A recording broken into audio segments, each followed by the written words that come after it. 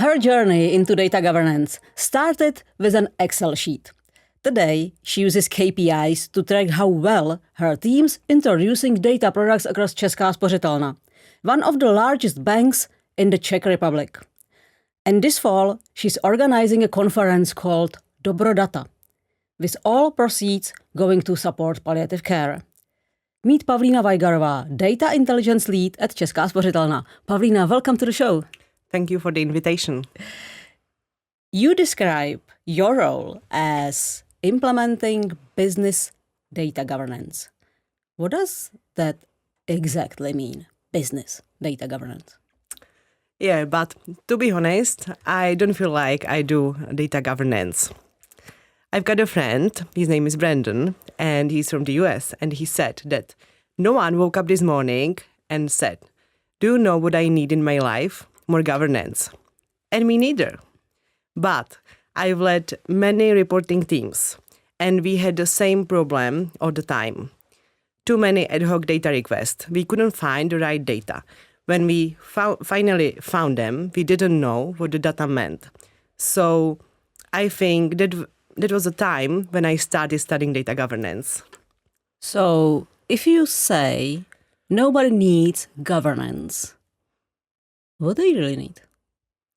They need to work with data without any specific tech skills, specific knowledge, because business people need to work with data and not spend 50% of your time with looking for some data. So this is what we need. But the solution is called data governance for that. Yes.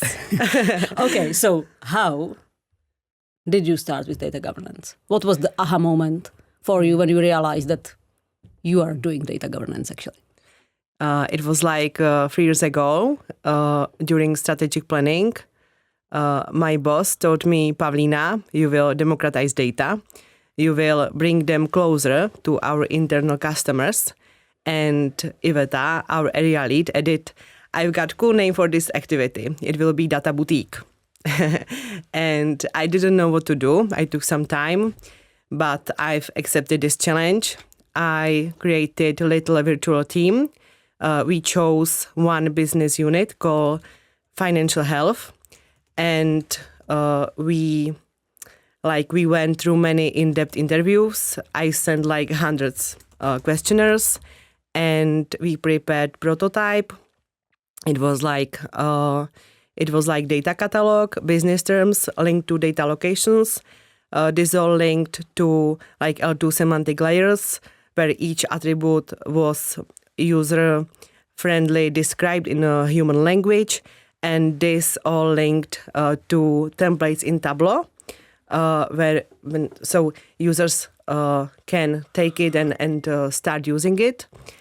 And yeah, we made this. So with Data Boutique, the impact was significant because in this particular area, we saved 50% time of data analysts spent by data analysis.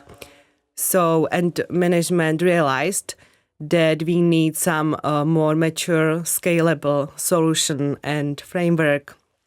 So they gave me an opportunity to create my last team, data intelligence team, and our mission now is to have data shareable and findable for everyone. Across the whole Česká spořitelna, it's 10,000 employees, right? Yes.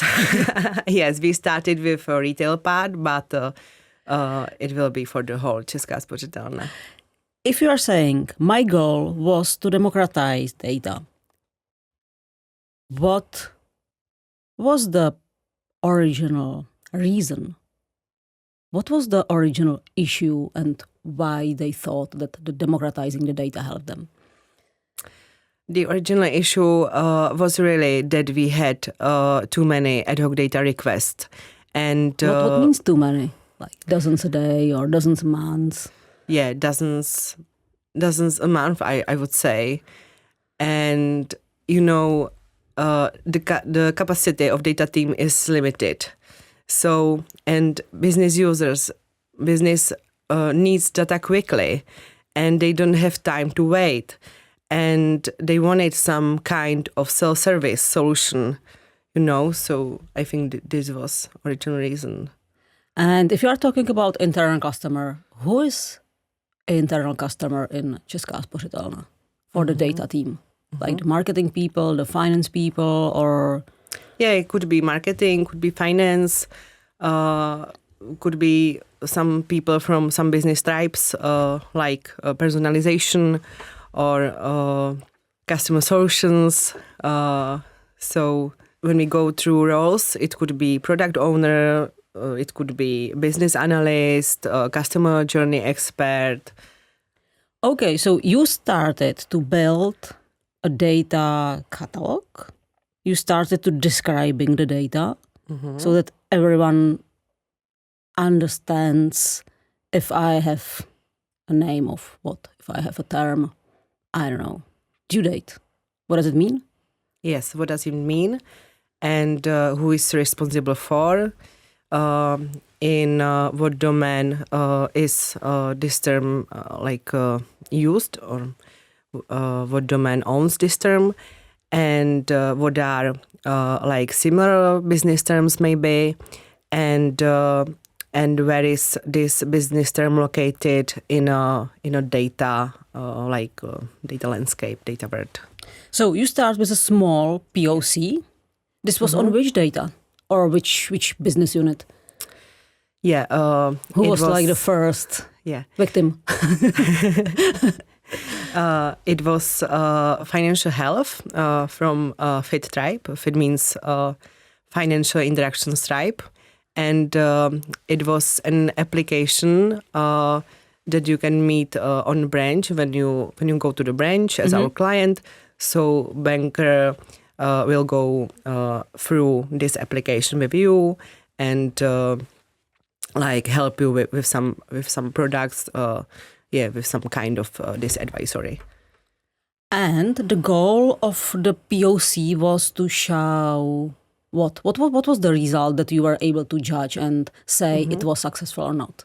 Yeah, I really wanted to save some time and really bring data closer to people from this financial health.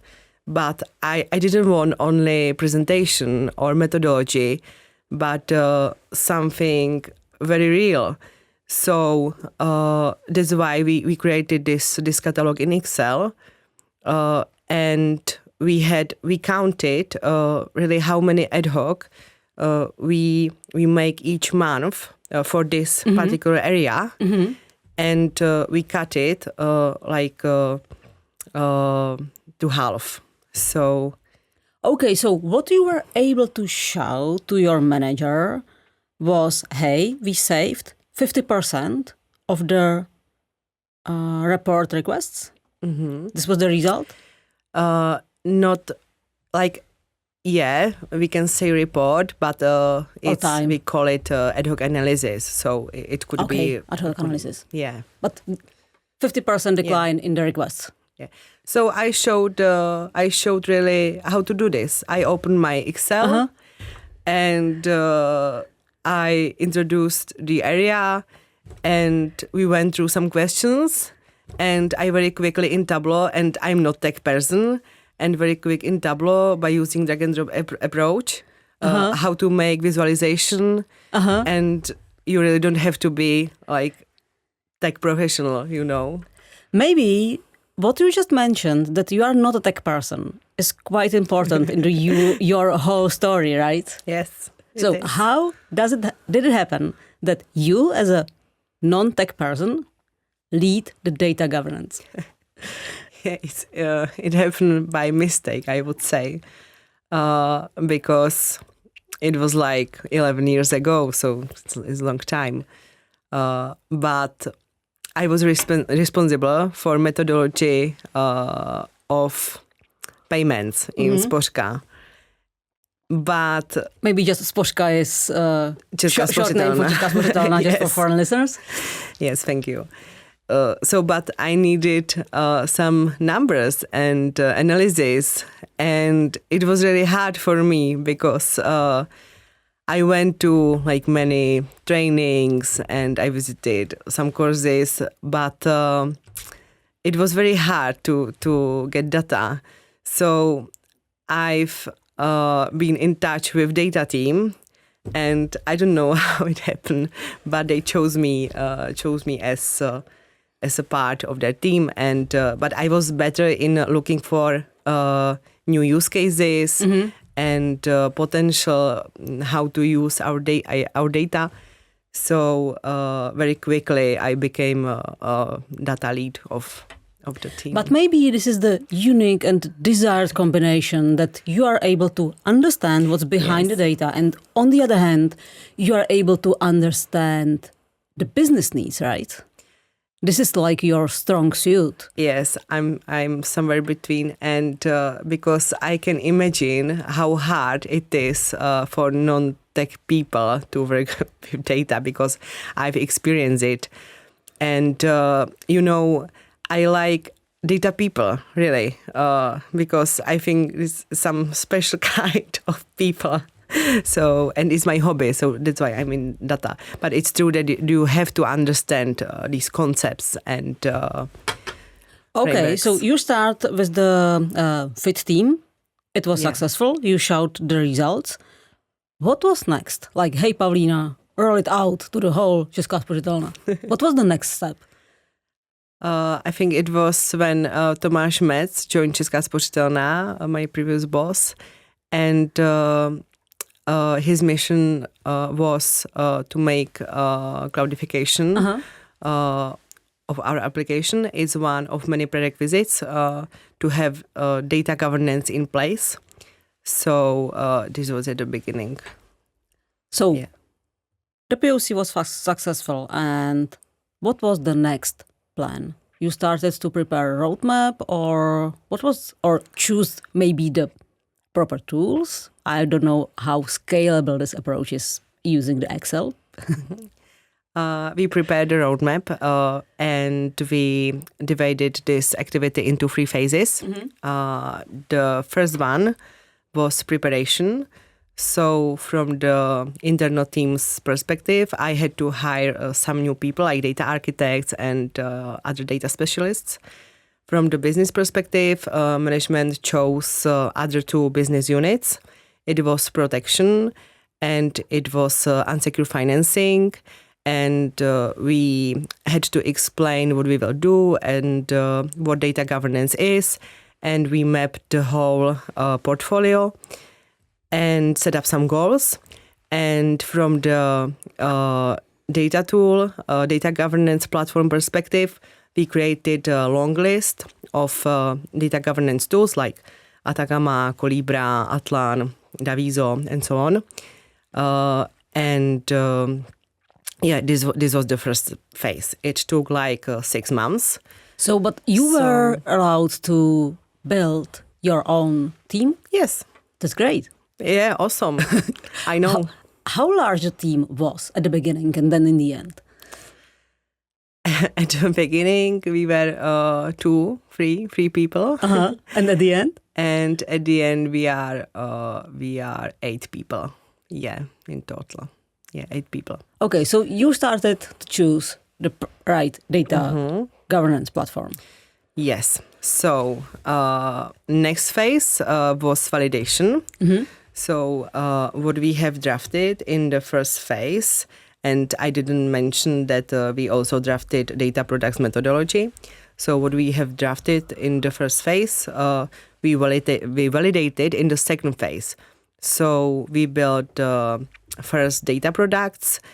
We mapped the entire data portfolio, like data solutions in our bank. We made a list on our internal wiki, and we started demo sessions with these data governance tools. And at the end of this phase, we chose Colibra, which is most suitable data governance platform for Česká spořitelna.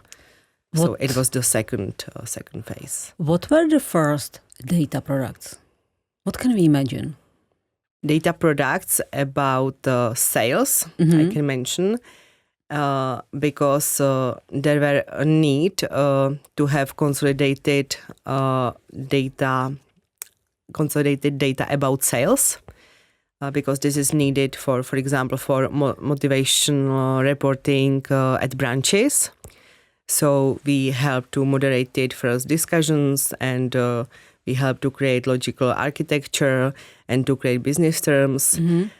And so this the main part were data from this two pilot areas, like as I mentioned, protection and unsecured financing. So if when I was a salesperson, or chief of sales team, how can I get to that data product? There was like some kind of marketplace, or how were I able to get the data, or the data product, let's call it data product? Yeah. We always had, for example, report catalog or some list of data products at Wiki. But in the future and at the end of this year, you will go to Colibra and and you will search for some product, and I hope you will find it. So there will be one central place, and our employees will have to register all metadata into this central place. We are still talking about like few data products as POC and then the roadmap.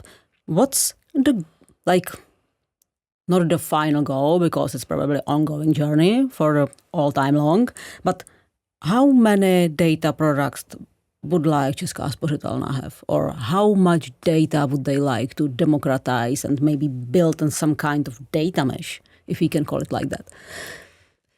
I want to say that we don't implement data mesh, like full data mesh. But to be honest, I'm no specialist in data mesh. And even I didn't read the book from Zhamak, but my architects did. But I think, to have properly described metadata, you don't need to apply data mesh. And that's what we are doing. Because it doesn't matter if you have a centralized or decentralized portfolio, but we really want to make the whole portfolio to be visible and findable and shareable. So what we want to say is we can even have a centralized data, but if the data products are easy to find for the users, that's enough. There are two approaches because I don't see any reason why some business domain should care, for example, about data that we have to send to Czech National Bank, So it does make sense to have some consolidated, centralized data products. But on the other hand, there are business units that really wants to be like end-to-end. And there it makes sense to train the people and to have to build their own data products and to have independent teams. Okay, so and how do you measure? And I know that you measure that, and you had even a lesson in the USA last year about how you measure your success with the data products and democratizing the data. So how do you measure how the people effectively use the data products within Česká spořitelna? The measuring is truly unique because according to Gartner research, 90% of all organizations don't measure data governance. And it is one of many reasons why data governance programs fail. So we have several metrics. And we started with these metrics before implementation of Colibra, because you need to know, and we want to compare the state before and after. So, and I can be more specific. So, for example, we measure NPS of data requests, which I want to see as high as possible. Or we measure time. You measure net promoter score for data products. Like Yes. You're like asking the users. Yes. Like, how would you judge this product? Or how would you recommend this product to other users? Something Yes. like that. Yes. What score do you have now of the NPS? It depends, but it's pretty high. But it's team from team. It's different, But it's pretty high, and it's around 30. I would say it's really pretty high. Yeah. And okay, so we have the NPS. So what are the other metrics? Sorry for jumping in, but I was curious if it's really the NPS. Yeah. Another metric could be time to market, because we really need to quickly deliver these data solutions and data products. So it is another, we use Jira for this measuring. Another I can mention is time spent with ad hoc data analysis by data people, data specialists, which I want to see as low as possible, because business people should be able to handle these tasks by themselves. Time to market. What's like the desired speed you would like to see within the delivering the data products? It depends, but it depends on priority, and but sometimes you need to have your numbers really very quickly for quick decisions, and you don't want to wait. So yeah. I try to imagine how I can measure that if it's like bundled by, I don't know, by departments and data product types, and then you like to measure a trend or the like absolute number, or I try to understand how to measure time to delivery. We measure trend. Time to market, sorry. Yeah, but we want to see trends, and in business teams, it should be less than a month, and in regulatory teams, it's 3 months. And then the time spent with ad hoc data request. Do you remember where you started and where you are now? It was really approximately 50%, but it's the same answer. It depends. So in my previous team, it was really 50%, and there are some teams that have like more decentralized data specialists, and then we measure less numbers, like 10%, 5%. At the beginning, at the opening introduction, I mentioned the Dobro Data conference you are working on. How did you come with this idea, or to this idea, let's do conference called Dobro Data? What's the purpose? I've attended many data conferences, and I missed something that will be focusing more on how to make real impact instead of more business and higher profit. So this is the reason why Dobro Data. In English, it's something like data with a good intention. And in my career, I've met like many incredible leaders and people who run their own businesses and really help to society. So I wanted to show there can be like different topics than only sales and profit. So and revenue and EBITDA. Yes. Yes. Okay, so what are your next steps or maybe goals within Česká spořitelna with the data governance never-ending project, I would say? I really want to finish the implementation from a tech and security perspective.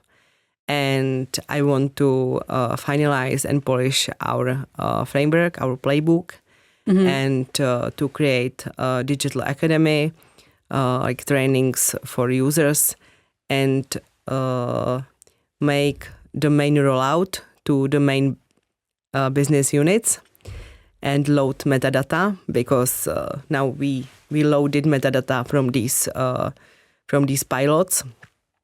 And we added some technical metadata, like from Snowflake and Tableau and Oracle, but it's still not enough, I would say. So I really want to finish this mission. So maybe the hardest or most tough phase is still ahead of you to roll this out to the rest of the organization? I don't think so. I think it was really tough to secure budget and to find platform, and so now it will be an easy walk to roll it out. I think this is easier because everyone knows about data governance, and I explained it like 1,000 times. I would say so. It will not be easy, but it will not be definitely hardest part. If anyone asks you, hey Pavlína, what are, from your perspective, the 3 most important lessons you learned during the Česká spořitelna data governance project? What is it? So you really have to secure support from management. And I mean like middle management and board members, because it's long. You need capacity of people. So this is, for me, this is really crucial. Another is that you have to properly choose your team, because it's long activity. And you don't need only technical people, but you also need creative people who are able to tell stories and to talk about data governance in human language and be able to explain it and use analogies. And so together, like these tech and creative people, I think it's the best combination. So it is the second. And the third is that really don't underestimate the length of this activity, because in a bank or in a corporate, it's really long activity, and I don't believe that anyone could done this in a year. So, but you've been working on that for 3 years, right, or something like that? On the data I would governance say, project. I was working on the prototype on Data Boutique like half a year, but it was the beginning, and I didn't have like a team full of architects. It was prototype. I wanted to help my customers, my internal customers, So now my team, which is implementing Colibra and data products, I think it's like 1.5 years from the beginning of the activity. When you were talking about combining the right people into one team, how did you choose creative people for the data project? Where did you find them? I think you connect what you are. So I think I am creative. Okay. So I connect creative people. But I was lucky, I would say, because yeah. Yeah, but you are saying, but you are lucky, but actually you were able to find and lead those people, right? Yes, so right. Why did they follow you? I think it's because we have some mission, we have some goal, and my ultimate goal is to have data governance as a natural part of our job. Nothing special, nothing extra, but natural part. And really to help people, to help business and data analysts. And this is my mission. And and these people follow me and they like this mission. So, and you mentioned as advice number 1, the support from your management team, including the middle and top management. What was for them the reason to agree with the project? Like the results, the real results you were able to show them? This was the thing that convinced them to say, yes, Pavlína, go. Yeah, results. And I think you always want to achieve 2 things. Save money or to make more profit. So, and I believe that with data governance, we really can save money. And because, as I mentioned, we will reduce time spent with analysis and really democratize data and make them accessible for anyone in Česká spořitelna. And this second reason to make more profit, because when you don't know what do you have, you are not able to monetize it. So I think it has really potential through data governance help with these 2 reasons. And we have a very mature management. So they realize that this is what we need. Maybe because of the Česká spořitelna is one of the most successful banks on the Czech market, right? Yes, right. This was Pavlína Vajgarová, the data intelligence lead at Česká spořitelna. Pavlína, thank you so much for sharing your insights and for coming with us into our studio. Thank you for having me. It was a pleasure. And Ivana Karhanová is signing off.